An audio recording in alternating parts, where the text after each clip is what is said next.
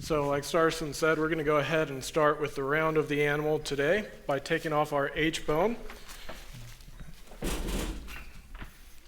And really this nice top round, so it's sitting on the top of the table. That's where the top round name, or the inside round, that's one of the selling points of why should you sell Gold Canyon Angus.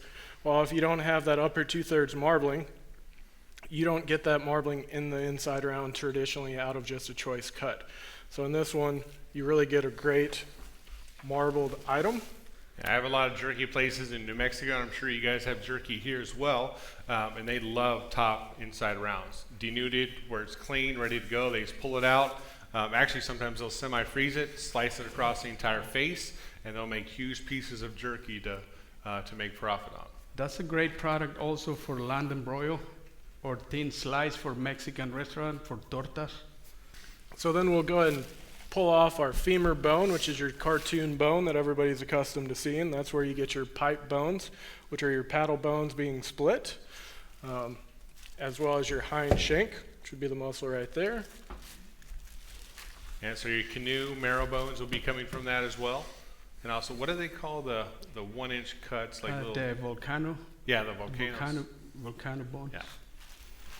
So then we'll have a cut that's always interesting one. I'm going to make JP go ahead and hold this one up for everybody. But you've got your goose neck. And within that goose neck, you've got your heel muscle.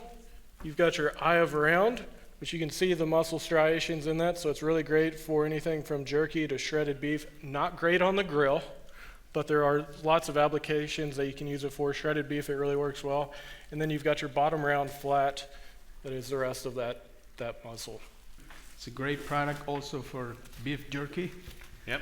Yeah, one customer uses just upper 2/3 choice Angus for their jerky, and they make sure everybody knows it. And it's made out of eye round, all perfect little circles, all consistent. And then they do about 7 different flavors. The bottom round flat, that's what we use for our regular diced carne asada. If you see diced carne asada. Then we're going to go ahead and talk about our last round cut that I left on that has the reflection of it being part of that bottom sirloin, which is where the flat meat came from, versus your top sirloin. But your ball tip, which is the reflection of a knuckle, which is in your round. So I'll have JP hold that up for you. But this sits in just as a reflection there. So the fun part is whenever you cut in between those two primals, you go from a round to a sirloin, and then you can call it a sirloin. So that's where you get a petite sirloin most often nowadays, versus your knuckle that would also be thin sliced for a minute steak or something like that. Yeah, the sirloin ball tip steak is a very tender piece of meat, very popular for breakfast steak. You can do either 6, 7, or 8 ounces. Your peel knuckle, if you thin slices and pound it, it's going to be a great product for milanesa.